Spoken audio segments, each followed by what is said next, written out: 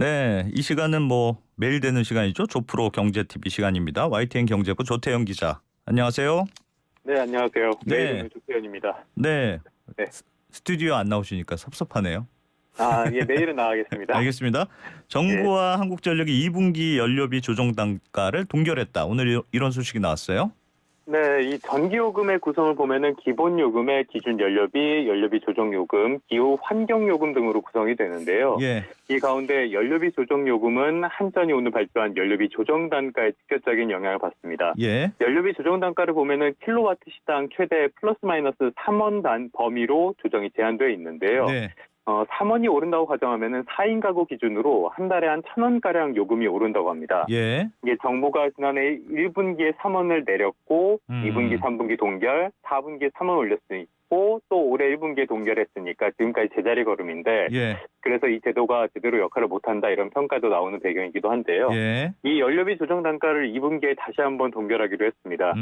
이 조정 단가를 결정하는 과정은 한국전력이 산정을 해서 산업통상자원부에 제출하면은 산업부가 이를 다시 통보하는 방식으로 되는데요. 예. 한국전력은 3원 인상안을 정부에 제출했는데 정부는 이를 수용하지 않았고 현재대로 아하. 유지하기로 했습니다. 네. 연료비 조정 단가를 동결한 가장 큰 이유를 꼽자면 당연히 물가 부담을 꼽을 수 있겠죠. 예. 지금 소비자 물가가 5달 연속으로 3%대 고공행진을 이어가고 있는데요.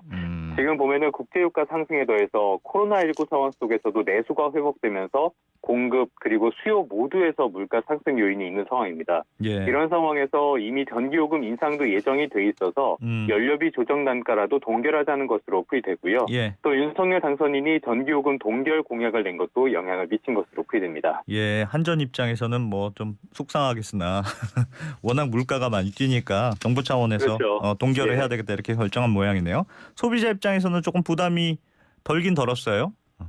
먼저 말씀드리면은 연료비 조정 단가를 이번에 동결을 하긴 했지만 예. 그렇다고 전기요금이 안 오르는 건 아닙니다. 앞서도 네. 살짝 말씀을 드렸는데 다음 달부터 전기요금을 구성하는 항목 가운데 기준 연료비와 기후 환경요금이 오르기 때문인데요. 아, 그래서 보니까 전기요금 자체가 다음 달부터는 킬로와트 시당 6.9원이 오르게 되더라고요. 예. 이거를 이제 알아듣기 쉽게 말씀을 드리면은 한 예. 4인 가구가 평균적으로 쓰는 양 정도로 생각했을 때 예. 한 달에 전기요금 부담이 한 2,000원가량 늘어나게 되는 꼴이라고 합니다. 그러니까 전기요금 기준가는 있고 거기에 얼마를 더 할 거냐 플러스가 그렇죠, 있었는데 예. 그것만 동결한다는 뜻이군요. 그렇죠, 그렇죠. 그러니까 기준 연료비, 기후 환경 요금 이 두 가지는 오르고 아하. 그 외에 지금 연료비 조정 요금이 있는데 그게 동결이 되는 겁니다. 조금 덜 오르게 만들었다. 그렇죠. 이런 뜻. 오르긴 오르는데 조금 덜 오르게 됐다. 이렇게 알겠습니다. 받아들이시면 편하겠는데요. 예. 어찌됐든 간에 지금 굉장히 고물가 상황이 이어지고 예. 앞으로도 물가가 더 오를 것으로 예상이 되잖아요. 예. 특히 이번 달에는 뭐 4% 물가 상승률 이런 말도 나오고 있는데 이런 상황 속에서 연료비 조정 단가를 동결을 했으니까 예. 가계 부담이 더 늘어나는 건 일단 최소화될 전망입니다. 네. 그런데 문제는 한국전력이죠. 한국전력이 보니까 지난해 영업적자가 5조 8,601억 원이었어요. 예. 그러니까 1년 만에 적자가 5조 원이 넘게 나온 건데 예. 사상 최대 적자였습니다. 여기에 또 최근에 국제유가가 계속 오르고 있잖아요. 그렇죠. 등락을 거듭하고는 있는데 오늘 보니까 현재 3대 유가가 110달러를 넘은 상태더라고요. 예. 이를 고려한다면은 한국전력은 올해도 당연히 대규모 적자를 기록할 수밖에 없는 상황인데 예. 증권가에서 나온 보고서들을 보니까 일단은 한국전력의 손실이 올해 한 20조 원을 육박할 거다. 아하. 심할 경우에는 20조 원을 넘어설 수도 있다. 이런 네. 전망도 나오고 있습니다. 그러니까 한국전력이 이게 연료비 연동제 한다고 해서 한참 좋아했었는데 막상 별로 올리지는 못하네요. 한국전력 뭐 입장에서. 특히 주주 입장에서는 이렇게 좋을 수는 없겠죠, 당연히. 예, 알겠습니다. 여러 가지 고민이 필요하죠. 자, 그렇습니다. 예. 인수위가 임대차 3법을 폐지하거나 축소해야 된다 이런 입장을 내놓고 그래서 이걸 관련해서 이제 여야가 신경전을 벌이고 있다고 하는데 뭐 관련해서 좀 연구 결과가 뭐 있었다고요? 네, 오늘 오전에 나온 연구 결과인데요. 예. 일단 지금 상황을 보면은 인수위가 임대차 3법에 대해서 계속적인 이 개정의 필요성을 계속 호소를 하고 있습니다. 예. 임대차 3법이 시장에 상당한 혼선을 주고 있다면서 폐지와 축소를 검토하고 있다고 밝혔는데요. 예. 오늘은 이제 민주당을 설득하겠다 이런 발언도 나왔습니다. 예. 이 법안을 보면은 지난 2020년 7월에 더불어민주당이 단독으로 강행 처리를 했는데 예. 이게 대선 과정에서도 상당한 논란이 됐었죠. 그랬죠. 네, 오늘 오전에 박홍근 원내대표가 이런 얘기를 했는데 기본적으로 임대차 3법은 지켜야 한다는 입장을 유지를 했습니다. 예. 다만 7월에는 이제 계약 기간이 새롭게 갱신되면서 현장에 문제가 발생할 거란 이런 우려가 굉장히 커지고 있는데 예. 여기에 대해서는 면밀하게 살펴보겠다고 밝혔는데요. 예. 말씀하신 것처럼 눈에 띄는 연구 결과가 있었습니다. 재정포럼 3월호에 실린 보고서가 있는데 네. 최인혁 한국조세재정연구원 두 연구위원회 연구 결과였어요. 예. 2020년 1월부터 지난해 10월까지 서울과 경기, 인천, 세종 지역의 아파트 시장 추세를 분석한 건데요. 예. 임대차 3법을 처리한 이후에 임대 시장의 매물이 급감했다고 합니다. 예. 서울의 임대 매물량은 16.2%나 줄었고요. 예.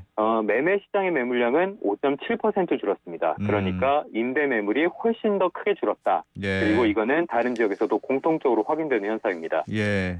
지난해 8월을 기준으로 봤을 때 세종에서 아파트 매매와 임차 거래 예상 소요 시간이 15.6개월, 예. 2.1개월 늘었다고 해요. 네. 이게 1년 전보다 96%, 60% 늘어났다는 겁니다. 네. 그러니까 이런 것들을 봤을 때 사회적인 후생이 약화됐을 가능성을 강력하게 암시한다. 이렇게 네. 연구 결과에서는 이야기를 했는데요. 네. 그래서 결론적으로는 정부가 과도한 시장 개입으로 실소유자의 피해가 우려되는 상황이 있다라는 것을 조심스럽게 좀 지적한다. 이렇게 설명을 하더라고요. 예.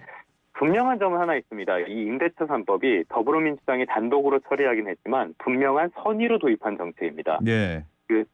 임대인의 권리를 확대하기 위해서 임대차 3법을 처리한 건데요. 그런 취지였죠. 하지만 예.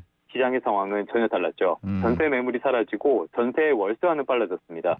당연히 수요가 줄어든 건 아니니까 가격은 폭등하게 되죠. 예. 심지어 홍남기 부총리 겸 기획정부 장관도 전세난의 피해자가 돼서 많은 좀 언론의 질타를 받기도 했었습니다. 예. 분명히 선의로 시작한 정책이라고 해서 그 결과도 선의의 결과가 나오지는 않는다는 건 정책을 추진할 때는 좀 반드시 고려해야 하는 문제가 아닌가 싶습니다. 알겠습니다. 재정포럼 3월에 나온 보고서라고 했죠? 예. 네네. 대통령 선거 이후에 보고서가 또 나왔네요. 알겠습니다. 오늘 마지막 조프로 경제TV는 뭔가요? 예. 오늘은 경제TV 좀 길게 준비가 됐습니다. 예. 한국전력의 적자를 앞서 말씀을 드렸는데요. 네. 그러면은 대체 한국전력이 적자를 기록하는 게 왜 중요하냐? 예. 이게 중요할 텐데요. 원래는 공기업의 성격을 띤 사기업에 가까웠지만은 5공화국 시절에 한국전력공사법이 생겼고 예. 지금은 완전한 공기업이 됐습니다. 예. 그러면 공기업이 이렇게 적자를 내면 어떻게 하냐? 사기업처럼 부도가 나고 파산하고 그러진 않잖아요. 예. 특히 한국전력 같은 데를 없앨 수도 없고요. 그렇죠. 결국 보전을 할 수밖에 없습니다. 네. 세금을 투입해서 보전하거나 아하. 미뤄왔던 요금을 높여야 할 수밖에 없게 될 거예요. 예. 결국에 지금 당장 전기요금을 올리지는 않았지만 어떤 형태로든 국민에게 부담으로 돌아갈 수밖에 없게 되는 겁니다. 네. 그러니까 결국엔 조삼모사 아니냐 예. 이런 말씀을 드리는 거고요. 예. 또 다른 문제도 있습니다. 한국전력에서 적자가 커지면 예. 필요 자금도 부족해질 거 아니에요. 예. 그러면은 회사 운영을 안 하냐? 네. 당연히 돈을 구해야겠죠. 그렇죠. 어떻게 구하냐? 빌려야죠.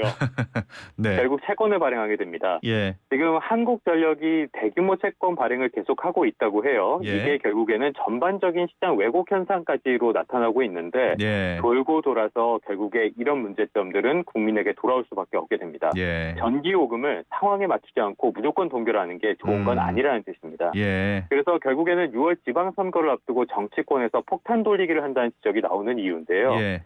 정치에 대해서 계속 제가 불만을 말씀드리는데 조금만 설명을 드리면 예. 기본적으로는 공동체 질서를 만드는 일을 하는 거고요. 예. 그중에서도 누구나 갖고 싶어하는 가치는 항상 부족하기 때문에 예. 이 가치를 배분하는 권위적인 수단으로서 이게 작용하는 게 정치의 중요한 역할이라고 볼 수 있습니다. 예. 그런데 지금 정치가 그런 역할을 제대로 하고 있는지는 굉장히 좀 의문이 들어서 말씀을 드리자면 정치가 정치일 수 있도록 그 역할을 아하. 충실하자. 마지막으로 이 말씀을 드리겠습니다. 알겠습니다. 오늘 말씀 고맙습니다. 네, 고맙습니다.